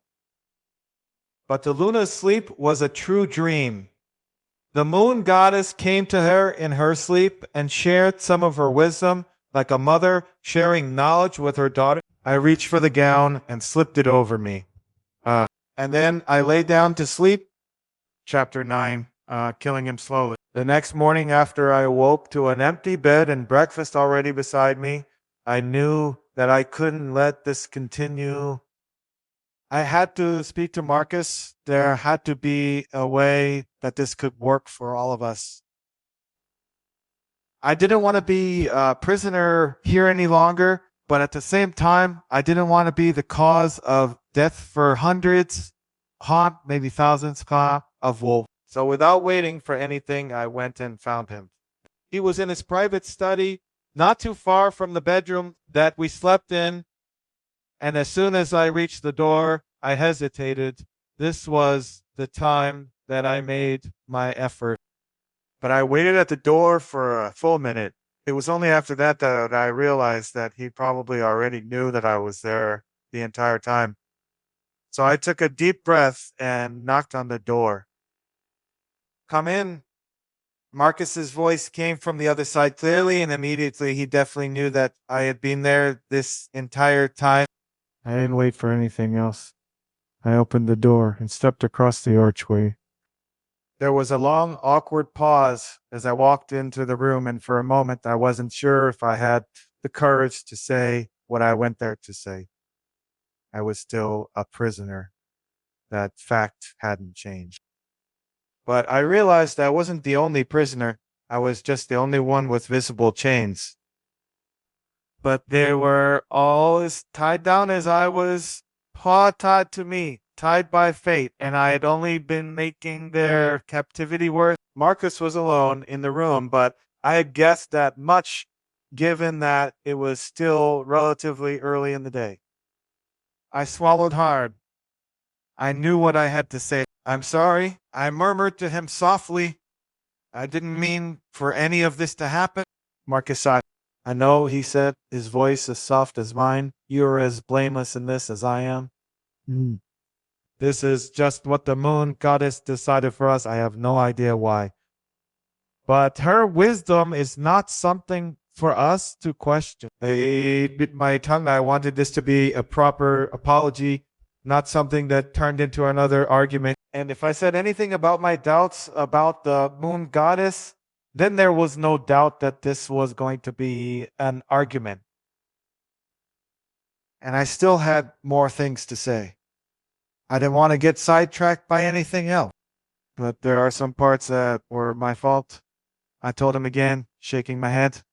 It would be the easiest thing in the world to just blame fate, to just blame the way the world worked and make everything about everything else and take responsibility for nothing. But that wasn't true. Because while my arrival had been completely out of my control, how I had behaved since then was something that I still had power over. And how I had reacted and behaved hadn't been right. Marcus didn't say anything, so I assumed that he knew the truth of my words. He knew that I was telling the truth, but he might just be too kind to say it. Maybe he wanted to start on a new footing. I shouldn't have just thought that this was all on me. I told him.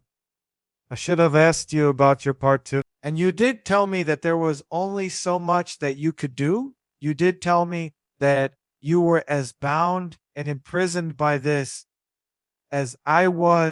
Marcus cleared his throat. I should have been clearer, he said. Eventually, I should have explained it all to you. Calmer. This isn't just your doing. I had a few ways that I could have done it better too. I swallowed hard before continuing. As difficult as that had been for me to do, that had actually been the easier thing that laid ahead of me. I see now, I began again, that this isn't just about me or you though, is it? I asked him, but I didn't give him much of a chance to answer. It's about more than that. It's about the entire pack. Leanna's words had cut into me, and everything that she had said had resonated and left a resounding impact. There was more than just my life at stake here, even if I felt like I was being held prisoner. So were they all? We had to navigate a way through this for each and every one of us, not just me. I know we need to work out a solution that includes everyone, I told him sincerely. I see that now. Marcus looked at me for a moment, and I honestly had no idea what to think. I couldn't tell what was on his mind. I couldn't tell what he was thinking.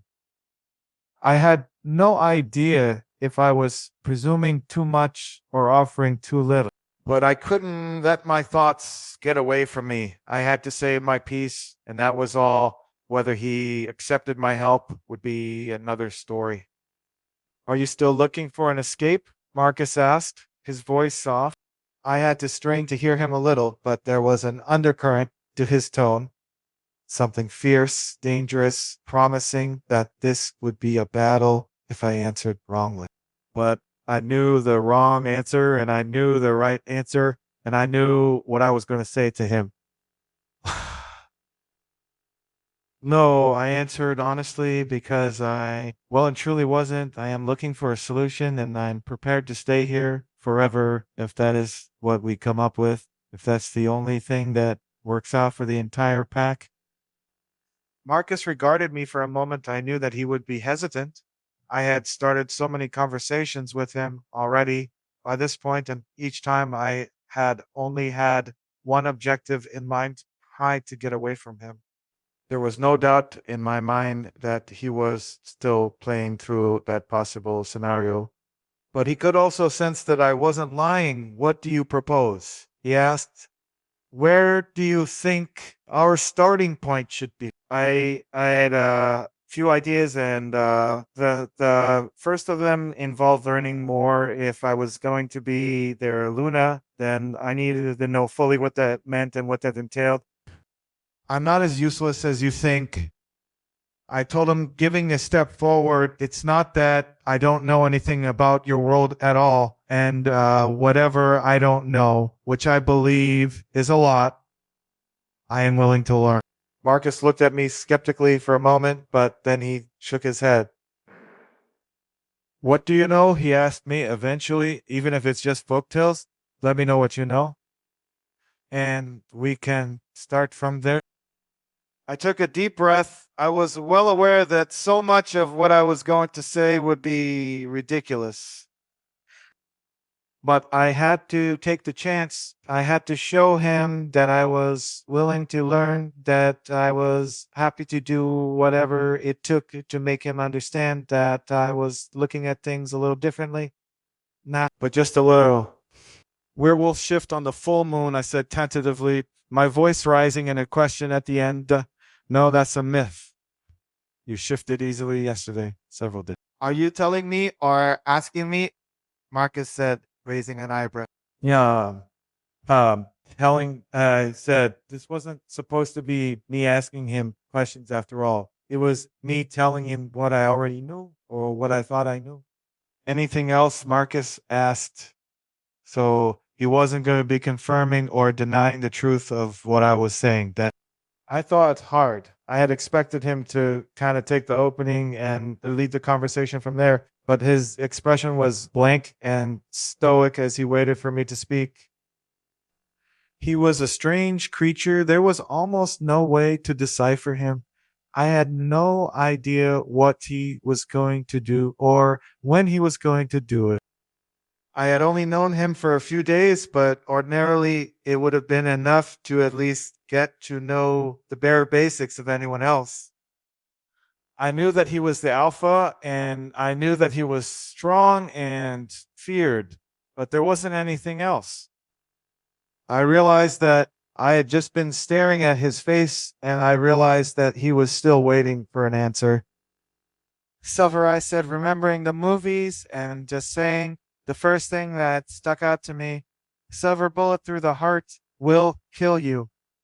And that is something that humans mostly survive from. Is it? Marcus asked me with a raised eyebrow. I flushed, but that was beside the point. Wolves would heal from anything else through the heart. You're healing, I told them, and senses. But that I've seen in person now already. You weren't lying. Marcus admitted, you do know a few things about our world, but there is still a lot that you have to learn.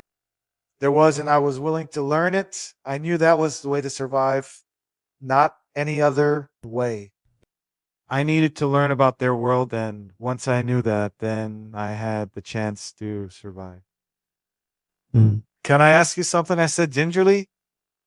I was well aware that this was the first civil conversation that we were having, and I really didn't want to push my luck. But there was something that was bugging me, nagging at the back of my mind since Leanna had brought it to my attention. What is it? Marcus asked, raising an eyebrow. Leanna said something to me yesterday. I said again, frowning. She said that I was killing you slowly.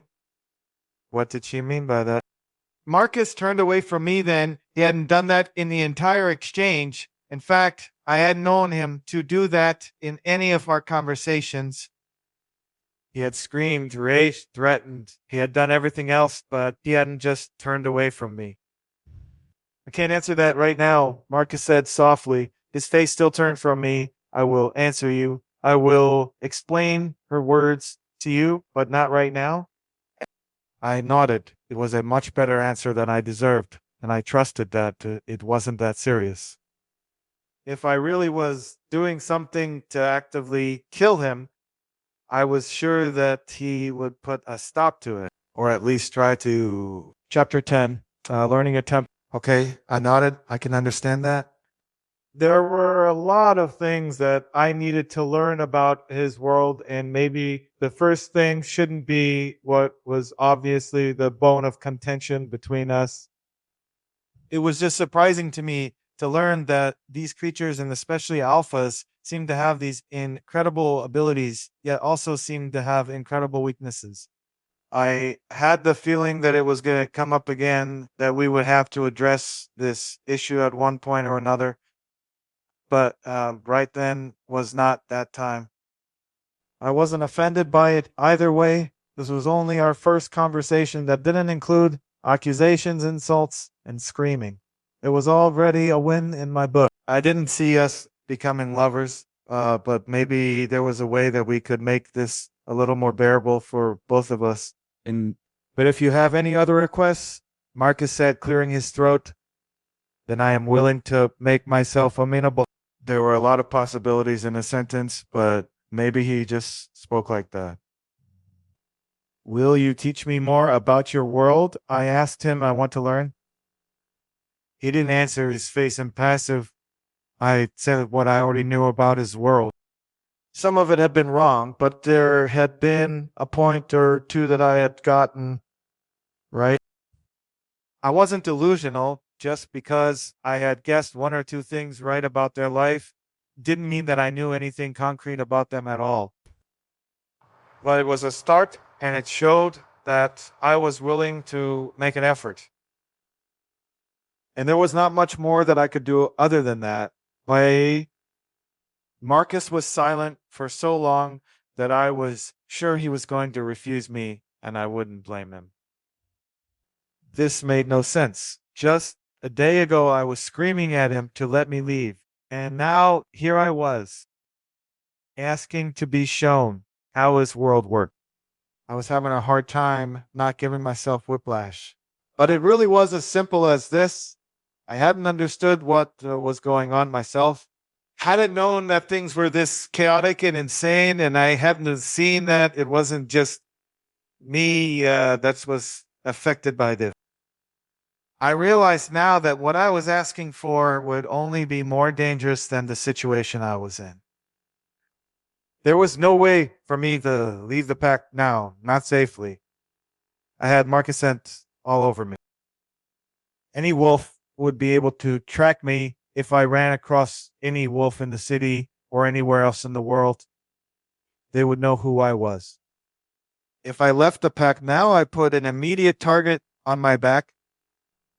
And that hadn't been Marcus's fault. I had come into the pack. Jason had asked, and he had brought me here, but I had come willingly, and there had been more than a few consequences to those decisions. But they were decisions that I had made willingly. So now I was prepared to deal with the consequences of my action, in whatever form they may be. I wasn't still convinced that I would have to stay here forever, but I was sure that I couldn't just up and leave like that. I had to face the music, and I had to leave in a way that would be safe for me and everyone else that I had involved. He was quiet for so long that I was sure he wasn't going to answer me, that he wasn't going to speak at all. But after a while, he did. Maybe he was just testing me to see if I was being sincere. Can I have some time to think about this? Marcus asked gently, and I was only relieved that it wasn't a negative. I nodded immediately. Why the change of heart? Marcus asked again lightly. I thought you wanted to be away from here. Now you're willing to learn about our laws. I understood his suspicion. Liana had just told me that the attack earlier was a result of a spy. He would be on his guard naturally, honestly. So would I can't leave though, can I? I asked him seriously, not just that you would never let me walk 5 paces away from my guards. I genuinely cannot leave the pack. Marcus swallowed, and I knew that I had asked the right questions. Finally, I had been so busy making demands all over the place. I hadn't thought about everything that was happening properly. I don't know, Marcus admitted softly, you're human, so I can't say what will or will not happen. Everything about our situation was as new to him as it was to me. It wasn't just me that had fallen into this new world. Marcus had never imagined what was happening now to the both of us either. And if I was a wolf, I asked him again, sure that it would change his answer. If I was a Luna and I became your mate, would I just be able to leave even if you let me? Marcus smiled at me. No, he answered softly, a small smile still on his face. If you would never have been able to leave, then the will of the moon goddess would have driven you insane. I pursed my lips into a straight line. That wasn't what I had thought was going to happen, but I was glad to have the answer, at least. What does that mean? I asked him, driven me insane. Ha, Marcus sighed. There was a Luna. Not too long ago, he spoke softly. She hated being part of her pack. She was raised to hate them. Her pack that she had been born into had been at war with the pack that her mate was from. But her mate was an alpha too, so she had no choice. But after a while, she decided to just escape, to run away and leave. Marcus gave me a wry smile. Not unlike you, actually, he said with a soft laugh, but it faded quickly. But unlike you, she had the capacity and strength to do it. She was a wolf, a Luna, matched to an alpha. Her guards didn't stand a chance against her. She wanted to leave them all, so she did. I held my breath, waiting for him to continue. And then she died, he said softly, not immediately. She went insane. Each night when the moon rose in the sky, she struggled. Her own thoughts were scattered, her transformations harder, her moon dreams were nightmares. Her pack was suffering without her, her mate was suffering without her. And so the moon goddess punished her for her selfishness. And it continued for an entire month. It started at a full moon, and by the time the moon was full again, she had clawed out her own heart. I swallowed hard. It didn't sound like that was something that would be relegated to wolves only. That very much sounded like something that could happen to me too. I knew that I wasn't going to ask him difficult questions, but I had no choice. I had to know. Could some version of that still happen? I asked him, I'm not a wolf, so my senses are not heightened to your level. But does that mean that I still won't be affected by anything that has happened at all? Marcus shook his head slowly. I think you might still be affected by it, he answered, but I'm not willing to test it out. His words shocked me a little. He wasn't willing to let me go insane. A part of his reasons for just keeping me here, keeping me close to him, had been to protect me too. Neither am I answered him flatly. I had enough problems on my plate. The last thing that I wanted was to have to try to decipher whether my own mind was playing tricks on me or not. Then you can't leave, Marcus murmured softly, but he spoke more like he was talking to himself. But I will keep my guard watching over you anyway. I nodded. That was the same thing to do. This might just be a ploy on my side to get him to lower his guard for all he knew. It made no sense for him to order his soldiers off of me now, especially given that the pack had literally just been attacked. My sudden change of heart, though, it made sense to me, would not make as much sense to him. Not when he didn't have access to my thoughts. Marcus then stood up from where he was sitting. "Come here," he said, softly beckoning me over to him.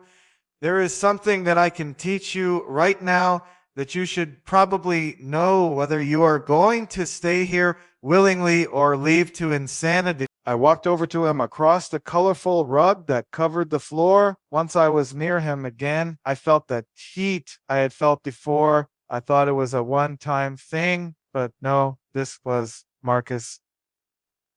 He indicated for me to look down. I noticed that it hadn't been a rug that I had just walked over. It was a very detailed, textured map. "There are 5 main packs," Marcus said, pointing at the map below us. And so 5 main territories. There are other packs as well, but they're smaller and their territories are within the major ones. They pay 1/10 of their annual produce and everything. I nodded, staring at the map below us. It was color-coded with 5 major colors dominating the map. Within the 5, there were small shades of different areas. Marcus came closer to me, and I could feel his presence, the heat now stronger. I figured it was more than just a wolf shifter thing. Marcus couldn't enter a room and not be noticed. My heartbeat picked up just a little, and he must have noticed because he took a step back. But I didn't think that it was fear that made my heart beat just a little faster. "This is us over here." He pointed out what was easily the biggest of the territory. "This is Clearwater, their second largest, then the Red Timber Pack. They're good friends to us. And there is Black Rock. This is the Diamante Pack. They're the smallest of the big 5, still part of it, but almost a territory within another lost war, and they will be absorbed by one of the pack." I glanced over at another huge piece of land, a territory that looked almost as big as Marcus's. "What is that?" I asked him. But before he could answer, the door opened again, and another wolf came in. "Leave," Marcus said, and his voice was so abrupt that I was sure he was talking to the other wolf. But I turned to see him looking at me. "This conversation isn't for you. Leave now." I blinked, and I was so taken aback by his words that I walked out without thinking. I had blinked quickly. I knew that it probably hadn't been personal, but that was what stung the most. I had just begun to think that we were making progress, and then I had been reminded who I was. Even though I was his Luna, I was still nothing to him. This part has ended. Thank you for listening. If you'd like to continue listening to the next part, please let me know by leaving a comment.